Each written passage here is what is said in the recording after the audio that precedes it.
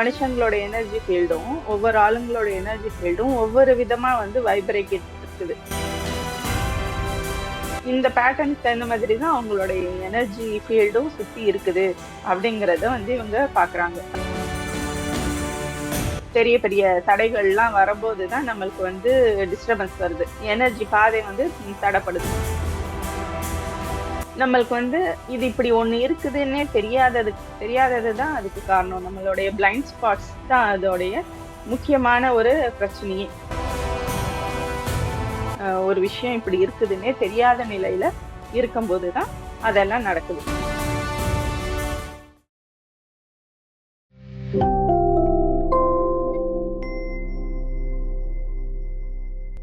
டிஎஸ்எஸ்எம் மற்றும் பிஎன்சி தியானிகள் அனைவருக்கும் என் இனிய மாலை வணக்கங்கள் மாஸ்டர். இன்னைக்கு வந்து எனர்ஜி கோட்ஸ்ங்கிற புக் பார்த்துட்டு இருக்கோம் இல்லைங்களா? ஸோ நம்ம இது வரைக்கும் பார்த்தது என்னன்னா, ஆத்தரை பத்தி இன்ட்ரோடக்ஷன் பார்த்தோம்.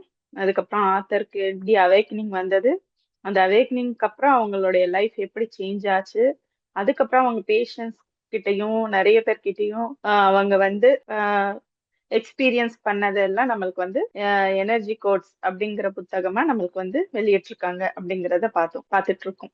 ஓகேங்களா? ஸோ வந்து இவங்க வந்து இந்த ப்ராசஸ் பண்ணிட்டு இருக்கும்போது, இந்த அவங்களுடைய பேஷண்ட்ஸை ட்ரீட் பண்றதாகட்டும், அவங்களுக்கு மெடிடேஷன்ல வந்து வர மெசேஜஸ் ஆகட்டும், அவங்க ஸ்டூடெண்ட்ஸ்க்கு சொல்றதாகட்டும், இதெல்லாம் வச்சு அவங்க வந்து ஒரு 5 உண்மைகள் கண்டுபிடிச்சிருக்காங்க. இது வந்து காலங்காலமா சொன்னதுதான், இருந்தாலும் இவங்களுக்கு இது தெரியப்படுது.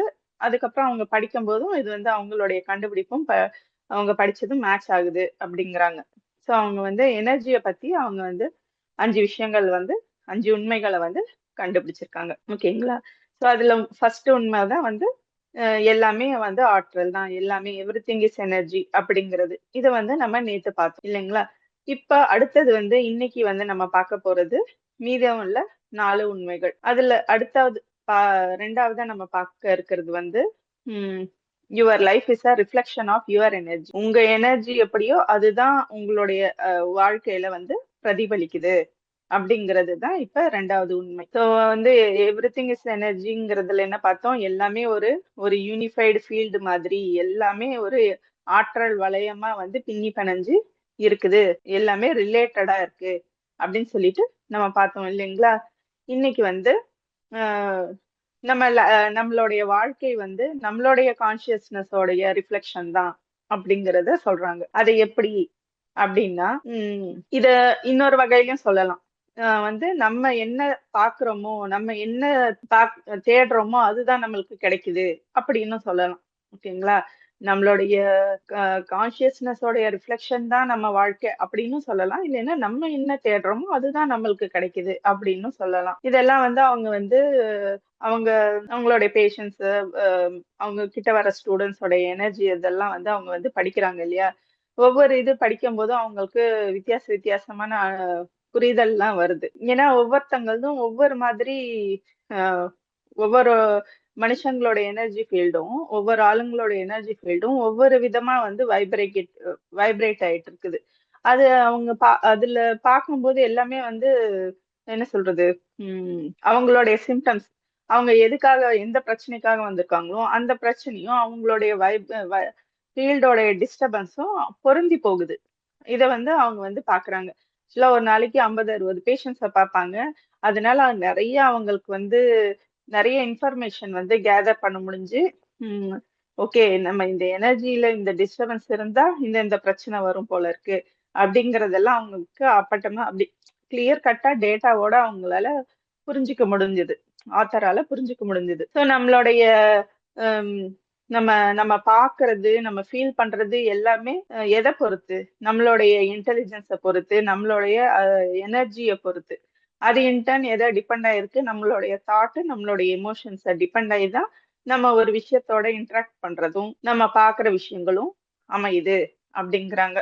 ஸோ இப்ப ஒருத்தங்க வந்து ரொம்ப ஜாலியா இருக்காங்க, ஃபார் எக்ஸாம்பிள் இப்ப வந்து நான் சொல்றத வந்து கேட்டு ஓகே இப்படியெல்லாம் இருக்குதா, அப்படியெல்லாம் இருக்கா அப்படின்னு சொல்லிட்டு இன்ஸ்பயர் ஆறாங்க, யாரோ ஏதோ ஒரு விஷயத்த பார்த்து இன்ஸ்பயர் ஆகுறாங்க அப்படின்னா அவங்களுடைய எனர்ஜி வந்து நல்லா பிரைட்டா நல்லா ஹையா ஆயிடும். அதே சரி நீ ஏதோ ஒண்ணு பேசுமா, நான் கேக்குறேன் அப்படின்னு சொல்லிட்டு உன் கடமை நீ பண்ணு அப்படின்னு உக்காந்துட்டு இருந்தோம்னா அவங்களோட எனர்ஜி வந்து அப்படியே ரொம்ப சின்னதா அப்படி ஆகுது அப்படிங்கறத வந்து சொல்றாங்க.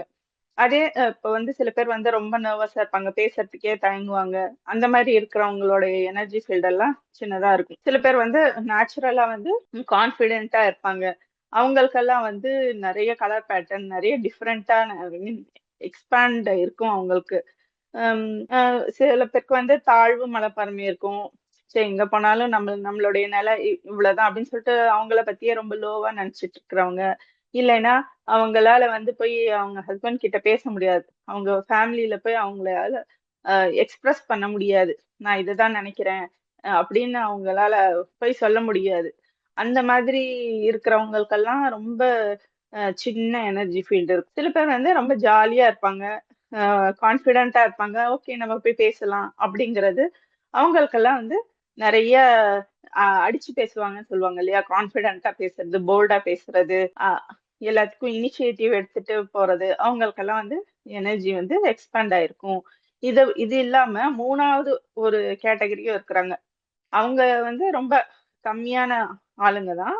அவங்களுக்கு வந்து ரொம்ப ஹை எனர்ஜி இருக்கும். அதாவது ரொம்ப பெருசா இருக்கும் அவங்களோட எனர்ஜி வலை. ஏன்னா அவங்க ரொம்ப சந்தோஷமா இருப்பாங்க, எப்ப பார்த்தாலும் ஜாய்ஃபுல்லா இருப்பாங்க. அவங்களோட என்ன சொல்றது, பரந்த மனசு இருக்கும் அந்த மாதிரி இருக்கிறவங்களுக்கு. ஏன்னா அவங்க வந்து இதுக்கு காரணம் என்னன்னா அவங்க வந்து அவங்களுடைய இன்னர் அந்த ஆன்மா லெவலோட கொஞ்சம் ஒட்டி இருக்கிறதுனால, ஆன்மா லெவலோட ஒட்டி இருக்கிறதுனால அவங்களுக்கு வந்து அவ்வளவு பெருசுக்கா அவங்க எனர்ஜி ஃபீல்டு வந்து இருக்கும். ஸோ இந்த ஆத்தர் பார்க்கும்போது இந்த 3 பேட்டர்னே தான் திருப்பி திருப்பி திருப்பி அவங்களுக்கு வருது. ஸோ இதனாலதான் அவங்க வந்து இதுக்கு இந்த இந்த விஷயத்தையே வந்து லைஃபையே வந்து அவேக்கனிங் ப்ராஜெக்ட் அப்படின்னு, நம்ம மாடல் ஆஃப் அவேக்கனிங் அப்படிங்கிறதே வச்சிருக்கிறாங்க. ஸோ இதுக்கு முன்னாடி சொன்னாங்கல்ல, அவேக்கனிங்னா என்ன, நம்ம ஃபர்ஸ்ட் வந்து அந்த ப்ரொடெக்டிவ் செல்ஃப்ல இருக்கும் ஒரு ஒரு காயின் ஒரு சைடு, அதுக்கப்புறம் அதுல இருந்து போதும் இந்த என்னது பிரச்சனைகள் வேண்டாம், இன்னும் கொஞ்சம் பெட்டரா லைஃப் வாழலாம், சந்தோஷமா இருக்கலாம் அப்படின்னு சொல்லிட்டு முயற்சி பண்றது, செல்ஃப் ஹெல்ப் வச்சு முயற்சி பண்றது ரெண்டாவது ரகம். மூணாவது ரகம் வந்து அப்படியே ஆன்மாவோட இணைஞ்சு ஜாலியா சந்தோஷமா இருக்குது. ஸோ இந்த பேட்டர்னுக்கு தகுந்த மாதிரி தான் அவங்களுடைய எனர்ஜி ஃபீல்டும் சுத்தி இருக்குது அப்படிங்கிறத வந்து இவங்க பாக்குறாங்க. இதுல வந்து நம்ம என்ன சொல்றது, நம்ம கான்சியஸா இந்த எனர்ஜி ஃபீல்டை வந்து ஷிஃப்ட் பண்ண முடியும். அதுக்கு தான் நம்ம வந்து சர்க்கியூட்ஸ், அந்த நெட்வொர்க்கு, அந்த எனர்ஜி ஃபீல்டு, எனர்ஜி வளையத்தை வந்து நிறைய வந்து உருவாக்கணும் அப்படிங்கிறத சொல்றாங்க.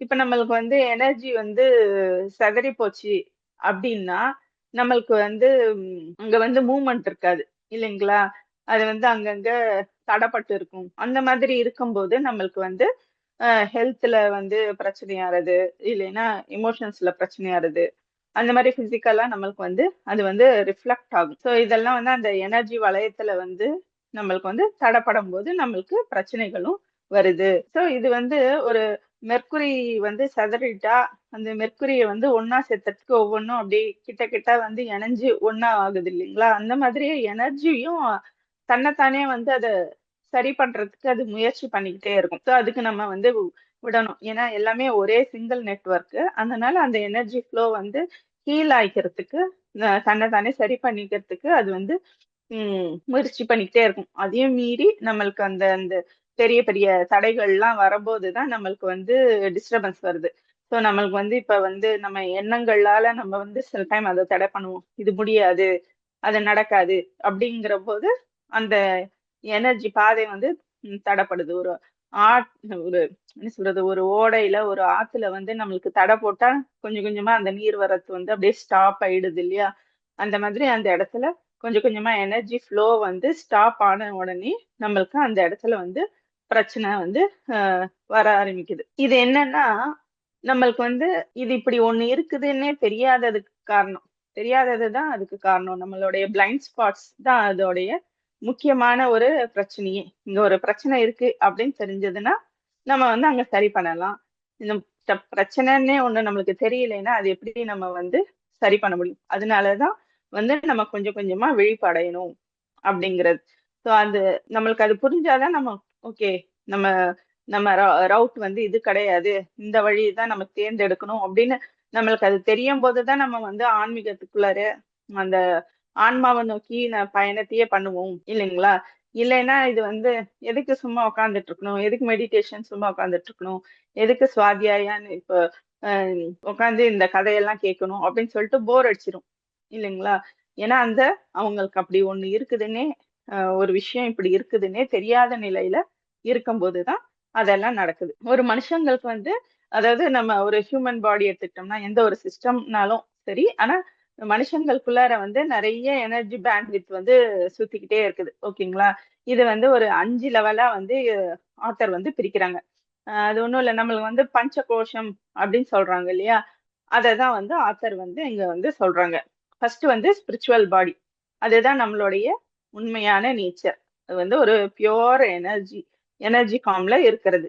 அடுத்தது நம்மளுடைய மென்டல் பாடி, ஓகேங்களா? அதுல வந்து நம்மளுடைய எண்ணங்கள், நம்பிக்கைகள் அதெல்லாம் இருக்குது. அதுக்கு அதுக்கு மேல வந்து எமோஷனல் பாடி, இங்க வந்து நம்மளுடைய சென்சஸ் ஃபீல் ஆகுது. அங்க வந்து வேற ஃப்ரீக்வன்சில நம்மளுடைய உணர்ச்சிகள் அதெல்லாம் இருக்குது. அதுக்கு மேல எத்திரிக் பாடி இருக்கு, அங்கதான் நம்மளுடைய சக்ரா சிஸ்டம் இருக்கு அப்படிங்கிறாங்க. அதுக்கும் மேலதான் நம்மளுடைய இந்த பிசிக்கல் பாடி இருக்கு. இந்த பிசிக்கல் பாடியில தான் நம்ம இந்த உலகத்துல வந்து எல்லாத்தோடையும் நம்ம வந்து இன்டராக்ட் பண்றோம். ஸோ இது நம்மளுடைய பஞ்ச கோஷாஸை தான் அவங்க வந்து இப்படி சொல்றாங்க.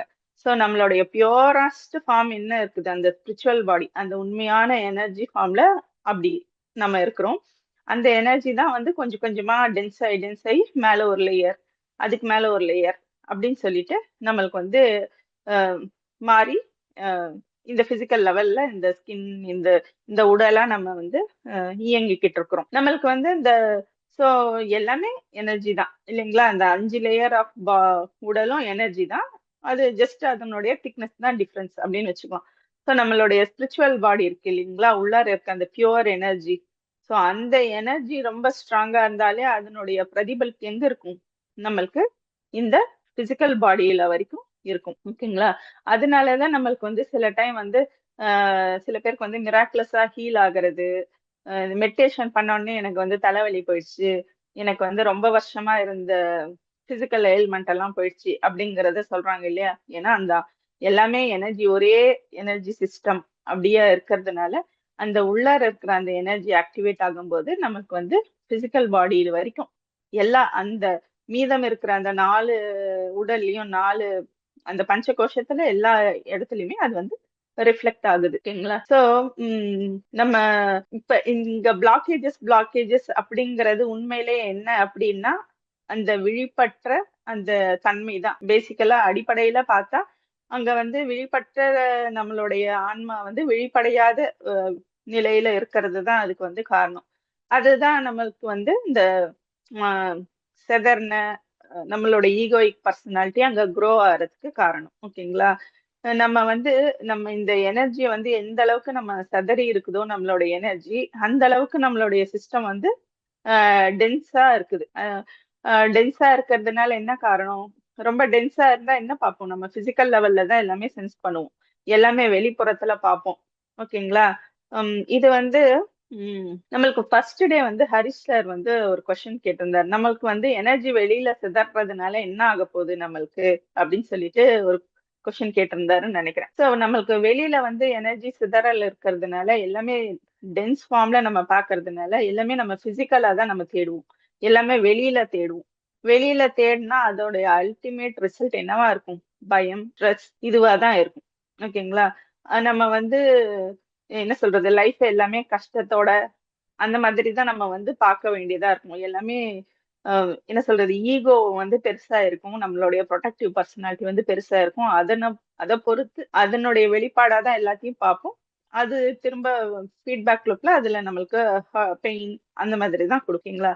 அதை விட்டுட்டு நம்ம வந்து உள்ளுக்குள்ள அந்த சோல்ஃபுல் செல்ஃப்ல நம்ம ஆன்ம ஒளிய வந்து பெருக்கிக்கிட்டோம்னா நம்மளுக்கு வந்து எல்லாமே ஸ்மூத்தா இருக்கும் அப்படிங்கறத சொல்றாங்க. ஸோ வந்து ஆத்தர் வந்து இந்தியாவுக்கு வந்து ஒரு தடவை ஃபர்ஸ்ட் டைம் வந்திருக்காங்க. அவங்க ஏன்னா அவங்களுடைய டீச்சர் வந்து இந்த மாதிரி மெடிடேஷன் எக்ஸ்பீரியன்ஸ் எல்லாம் அவங்க ஷேர் பண்ணும்போது ஒரு ஒரு டீச்சர் வந்து நீங்க வந்து என் ஹோம் டவுனுக்கு வாங்க அப்படின்னு சொல்லிட்டு கூப்பிட்டுருக்காங்க. அவங்க வந்து அங்க நம்ம இந்தியால வந்து புட்டபர்த்தின்னு ஒரு இடம் இருக்கு இல்லைங்களா, சத்யசாய் பாபா இருந்தார் இல்லையா, அவருடைய ஆசிரம்லாம் இருக்கிற இடம். ஸோ அங்க போனாங்க. அங்க போனா வந்து ஃபர்ஸ்ட் டைம் இது ஆத்தர் வந்து அங்க போறாங்க. அங்க இருக்கிற மக்களுக்கு வந்து எதுவுமே இல்ல, அவ்வளவு பெருசா கிரேட்டா ஆஹா ஓஹோன்னு இல்ல, சின்ன கடை நடத்துறாங்க, பேசிக்கா அவங்களுக்கு தேவையான அளவுக்கு அவங்க இருக்கிறாங்க, ஆனாலும் ரொம்ப சந்தோஷமா இருக்கிறாங்க. அவங்களுடைய எனர்ஜி ஃபீல்ட் எல்லாம் ரொம்ப இதுவா இருக்குது, எந்த பிளாக்கேஜஸும் இருக்கு இல்ல அப்படிங்கறத பாக்குறாங்க. ஸோ நம்ம அதுல இருந்து என்ன தெரியுதுன்னா, நம்மளுக்கு வெளியில மெட்டீரியலா பிசிக்கலா எதுவுமே இருந்தாலும் இல்லைனாலும் நம்ம உள்ளுக்குள்ளார அந்த ஆன்ம ஒளியோட நம்ம அதிகமா இருக்கும்போது நம்ம எனர்ஜி வந்து அஃபெக்ட் ஆகாம அப்படி இருக்குது அப்படிங்கறத சொல்றாங்க. சோ அதிகமா எனர்ஜி டிஸ்பர்ஸ் இருந்தா என்ன அர்த்தம், நிறைய ட்ரபிள் இருக்குது, நிறைய குழப்பங்கள் இருக்கு, நிறைய வழிகள் இருக்கு அப்படிங்கிறது தான் அதனுடைய ரிசல்ட். ஓகேங்களா, இதுதான் நம்மளுடைய இரண்டாவது உண்மை. ஸோ மூன்றாவது உண்மை என்னன்னா, அது இரண்டாவது உண்மை என்ன, உங்களுடைய லைஃப் வந்து உங்களுடைய எனர்ஜியோடைய ரிஃப்ளெக்ஷன் அப்படிங்கிறது இரண்டாவது உண்மை. ஸோ அதாவது நீங்க எந்த கண்ணாடி போட்டு பாக்குறீங்களோ அந்த மாதிரி தான் உங்களுக்கு உலகம் தெரியுது. உடைஞ்சு போன கண்ணாடி பார்த்து போட்டுக்கிட்டு பார்த்தோம்னா அப்படிதான் இருக்கும். ஸோ அந்த மாதிரி எனர்ஜி வந்து சரியில்லாத எனர்ஜியோட நீங்க இருந்தீங்கன்னா உங்க லைஃப்பும் அதை தான் ரிஃப்ளெக்ட் பண்ணுது அப்படிங்கிறது தான் இரண்டாவது உண்மை.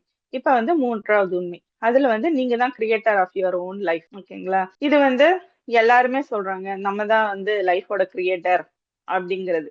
அது எப்படி அப்படிங்கறத வந்து ஆத்தர் வந்து டிஃப்ரெண்டா நம்மளுக்கு கொஞ்சம் வந்து எக்ஸ்பிளைன் பண்ணுவாங்க. ஸோ வந்து ஆத்தர் சொல்றாங்க, ஆத்தரோட பேஷண்ட் வந்து கேரன் அப்படின்னு சொல்லிட்டு ஒரு பேஷண்ட். ஆப்வியஸா இதுல பேரெல்லாம் வந்து ஒரிஜினல் பேர் கிடையாது, ஒரு புனை பெயர் தான் வச்சு யூஸ் பண்ணுவாங்க. ஸோ இப்ப நம்ம பேஷண்ட் வந்து கேரன். அவர் வந்து அவங்க வந்து என்ன சொல்றாங்க, அவங்களுக்கு வந்து ட்ரீட்மெண்ட்காக வந்திருக்காங்க.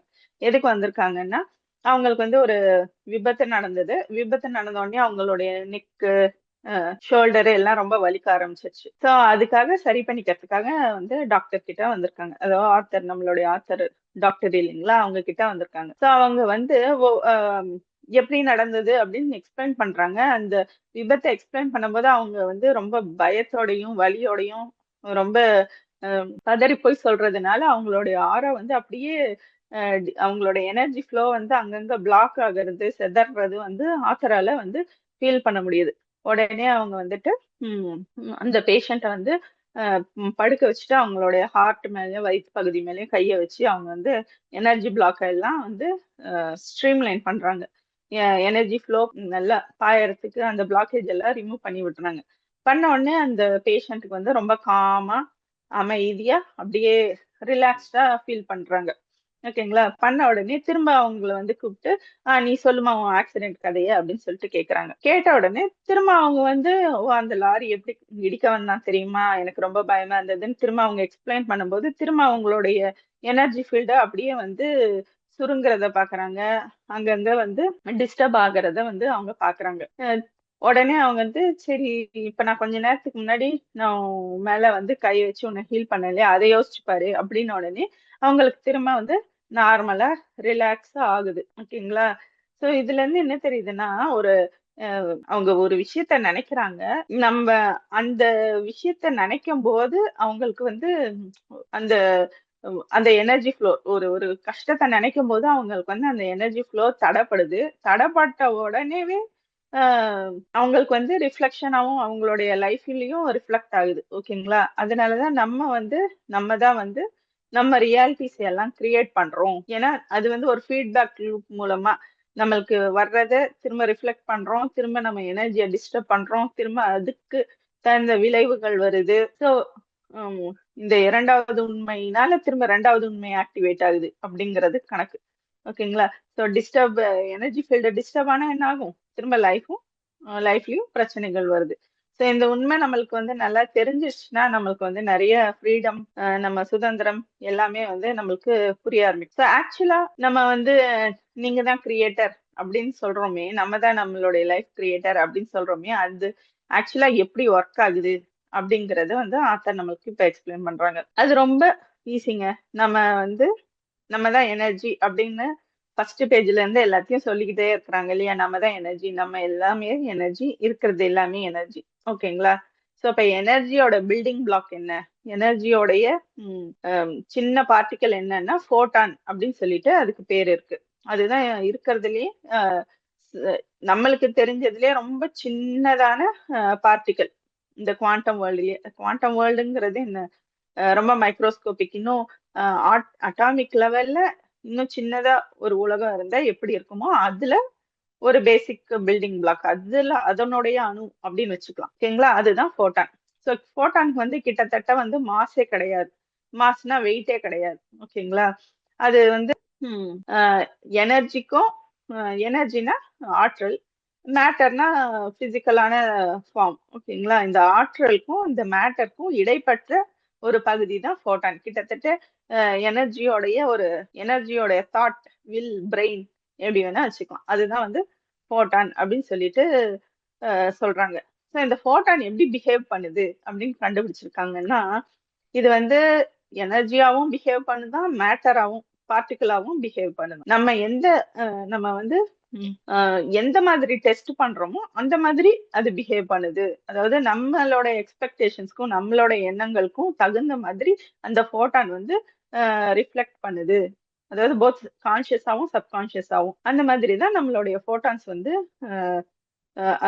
இந்த குவாண்டம் வேர்ல்டுல ஃபோட்டான் வந்து அப்படிதான் ரியாக்ட் பண்ணுது அப்படின்னு சொல்லிட்டு கண்டுபிடிச்சிருக்காங்க. ஸோ அப்படின்னா என்னன்னா, இப்ப நம்மளுடைய பயோஃபீல்டு நம்மளை சுத்தி வந்து நம்மளே எனர்ஜி ஃபீல்டு. இப்ப நம்ம பிசிக்கல் ஃபார்ம்ல ஒரு ஹியூமன் சிஸ்டமா எடுத்துக்கிட்டோம்னா எல்லாமே எனர்ஜி ஃபீல்டா இருக்கு இல்லைங்களா? சர்க்குலேட்டரி சிஸ்டம், எல்லா சிஸ்டமும் சேர்ந்து அது ஒரு எனர்ஜி ஃபீல்டா இருக்கு. மொத்தமாவும் எல்லாத்தையும் சேர்ந்து ஒரு ஃபுல் எனர்ஜி பாக்கெட்டா நம்ம இருக்கிறோம். அதை நம்மளை சுத்தி மின்காந்தல், ஆற்றல், அதாவது electro magnetic field, bio field, எப்படி என்ன வச்சுக்கலாம். மொத்தமா நம்மளை சுத்தி எனர்ஜி இருக்குது. அதெல்லாம் வந்து எதனால உருவாக்கப்பட்டிருக்கு? இந்த போட்டான்ஸால உருவாக்கப்பட்டிருக்கு. ஓகேங்களா?